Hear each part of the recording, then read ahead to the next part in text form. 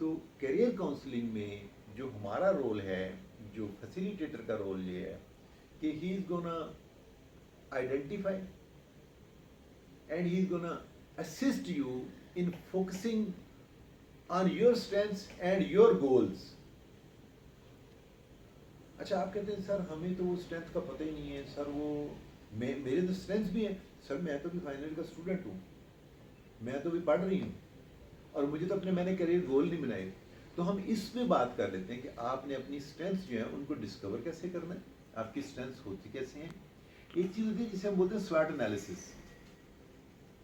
तो आप अगर ये अब इंटरेक्शन उसमें होता प्रेजेंट होता है, मतलब जो फिजिकल उसमें होता है ना, तो ज़्यादा बेहतर था। आप एक पेपर लेके अगर आप उसके ऊपर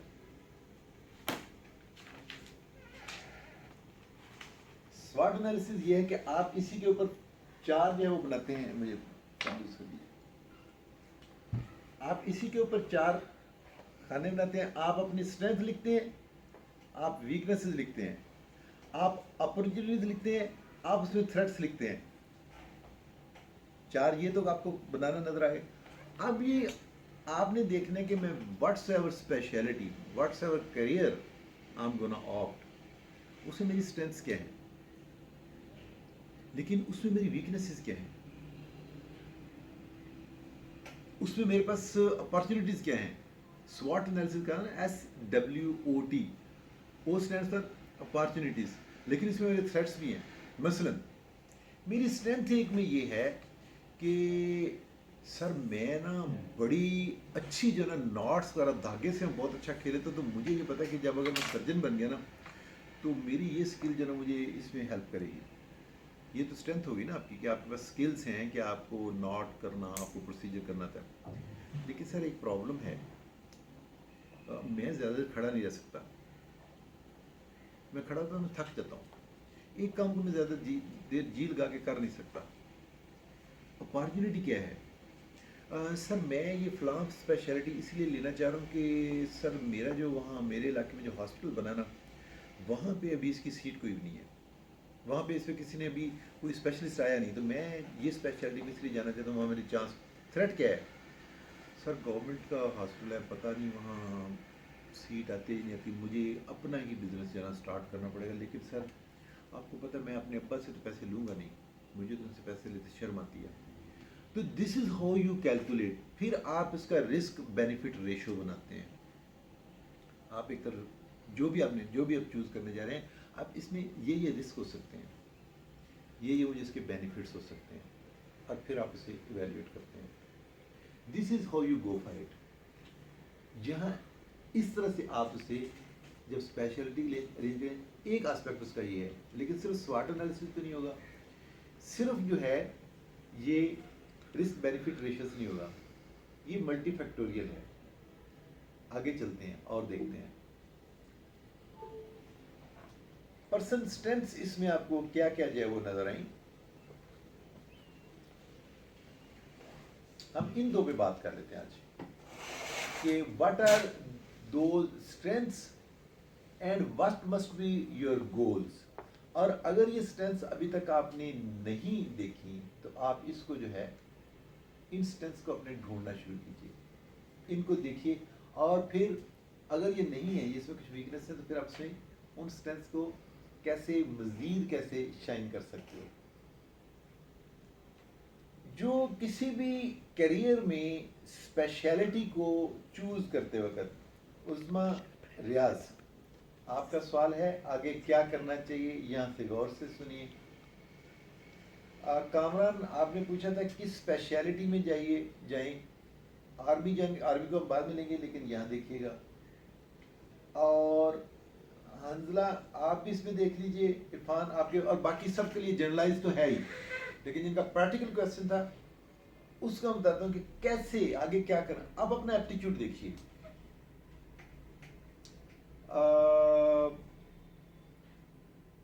एप्टीट्यूड को आगे चल के देखते हैं, पहले हम सिर्फ स्ट्रेंथ्स की बात कर दें। अब अपना एप्टीट्यूड देखिए, आप इस पे भी गौर कीजिए, एटीट्यूड क्या है। ठीक है, आप देखिए कि what skills do you have, जो कि आपके बाकी के कोलीग में नहीं है, या आपकी स्पेशलिटी में जो चाहिए वो स्किल्स यहाँ पे हैं या नहीं है। ये बेसिकली 3 आपकी स्ट्रेंथ्स होती हैं, और यूजुअली ये नेचुरल ट्रेड्स के अंदर आ रही होती हैं। आपके अंदर लीडरशिप स्किल्स हैं, आप बहुत अच्छे मैनेजर हैं, लीडर बनाया नहीं जा सकता।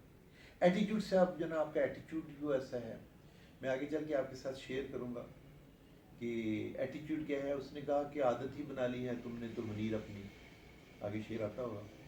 जिस शहर में भी रहना, उकताए हुए रहना, एटीट्यूड आपकी वो हैबिट है जो आप उस ऊपर से ओढ़ लेते हैं, एक चादर की तरह बुक्कल मार लेते हैं।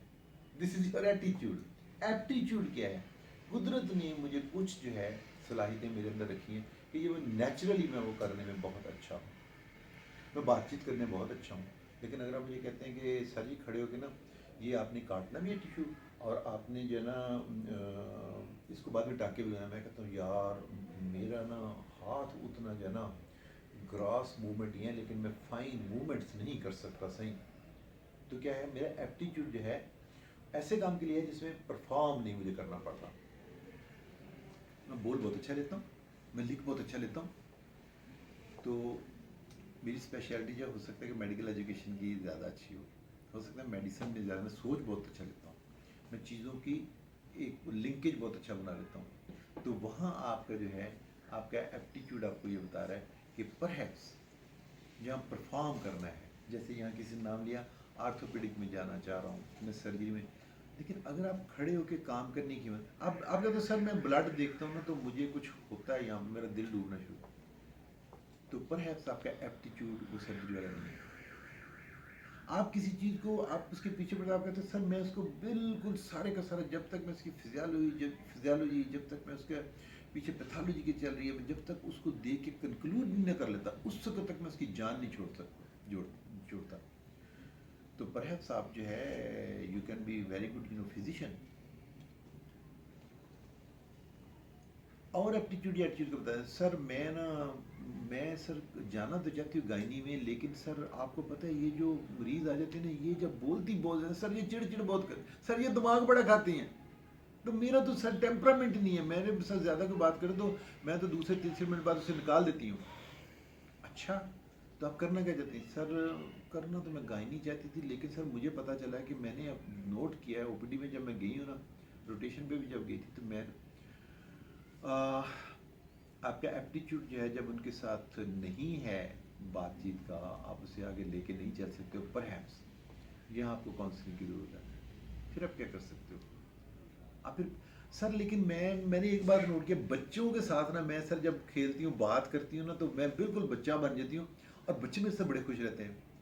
तो क्यों नहीं आप पीड्स का सोच रही, क्या पीडियाट्रिक का कोई फील्ड ले रहे हैं? ठीक है, कुछ जो है जेंडर ओरिएंटेड है। एप्टीट्यूड है मेल का है कि उसने दींगा मुश्ती जहाँ जोर लगना है, आर्थोपेडिक्स है। आप देखिए क्यों नहीं खवातीन जना आर्थोपेडिक्स में जाती।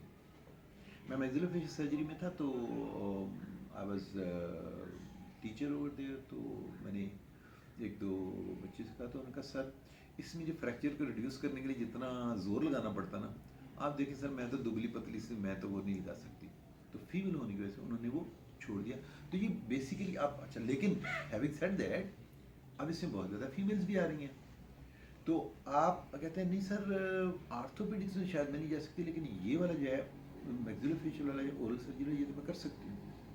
तो आपने देखना कि आपकी स्ट्रेंथ्स क्या है। अरे सर मैं ना शुरू से ही मेरा सीएसएस की तरफ ध्यान था, लेकिन सर सीएसएस में मैं कुछ वजह से नहीं जा सकता। मैं ये समझता हूँ सर वहाँ जो पैसा कमाया जाता ना सर, वो मेरे मिजाज के मुताबिक नहीं है, लेकिन सर मुझे पावर्स का बड़ा शौक है। तो आपके लिए क्या फील्ड होगा? आप खुद सोचिए, या किसी ने बात की आप एमबीबीएस करने के बाद क्यों नहीं आप जो है पब्लिक एडमिनिस्ट्रेशन जो है उसकी तरफ चल जाए, आप हॉस्पिटल एडमिनिस्ट्रेशन में क्यों नहीं चले जाते? आप यकीन जानिए कि हमारे पास, हमें लोगों को इस चीज़ का नॉलेज नहीं होता। हॉस्पिटल एडमिनिस्ट्रेशन भी आगे एक स्पेशलिटी है, ठीक है, पब्लिक एडमिनिस्ट्रेशन है, हॉस्पिटल एडमिनिस्ट्रेशन है। अच्छा फिर देखिए आप ये कर लेते हैं, साथ में आपने यहाँ पे हंसला ने पूछा कि बिजनेस उससे हट के क्या हो सकता है। आपने कभी ये सोचा कि एमबीबीएस करके आप एमबीए करके साथ आप जो ना कोई हॉस्पिटल जो ना उसके एडमिनिस्ट्रेशन में चले जाएं तो आपको कितना एज हासिल होगा? आपको पता है कि जो हमारा जो एक्ट आ रहा है एमटीए आ रहा है उसमें अगर ये दोनों का कॉम्बिनेशन हो तो कितना लीथल होगा और आपकी कितनी डिमांड कितनी होगी? हम सारे जो ना सिर्फ मेडिसिन और सर्जरी, जैसे मैट्रिक के बाद हमारे पास सिर्फ दो फील्ड होते हैं, या डॉक्टर बन जाओ या इंजीनियर बन जाओ, हमने किसी और तरफ सोचा नहीं होता। तो इसी तरह से इसमें भी आपके पास मैंने कहा स्काई इज द लिमिट। चलिए, आपसे वादा किया था कि एग्जाम्पल सर वो देनी है आपने जो हमें नज़र भी आ रही हो। चलिए देखिए, प्लास्टिक सर्जरी बहुत अच्छा फील्ड है, आप इसमें कर सकते थे ना। तो लेकिन फिर भी आपने देखा कि मेडिकल से हट के हम कैसे कर सकते हैं हंजला। तो मैंने एक और फील्ड जो है उसे ऑप्ट करना शुरू किया। वो क्या था? वो था इसका मेडिकल एजुकेशन का, कि जिसमें देखिए मैं इस वक्त मैं सर्जरी तो नहीं कर रहा, मेडिसिन तो नहीं कर रहा, लेकिन मैं अपने डॉक्टर्स के दरमियान उनको उनकी सॉफ्ट स्किल्स क्या हैं, मैं उनके साथ उनके स्किल्स की बात कर रहा हूँ, मैं उनके साथ एंगर मैनेजमेंट की बात कर रहा हूँ, मैं उनके साथ स्ट्रेस मैनेजमेंट की बात कर रहा हूँ, मैं उनके साथ मैनेजरियल स्किल्स की बात कर रहा हूँ, मैं लीडरशिप की बात कर रहा हूँ, मैं उनके साथ चेंज मैनेजमेंट की बात कर रहा हूँ। ठीक हो गया? तो इसमें आगे आपने देखना ये कि आप किस, सर मैं ना बहुत ज़्यादा शाई हूँ सर, बात करना जो ना वो मेरे लिए, मैं काम अलबत्ता सर जो मुझे काम नहीं, मैं ऐसे करता हूँ ऐसे करता हूँ, मैं नक्शे बहुत अच्छे ड्रा करके सर मैं जो ना कोई चीज़ ना फौरी कोई चीज़ बनानी है, कोई तोड़नी है, कोई दोबारा से बनानी है, सर जी कीजिए जो है ना, आपको किसने रोका?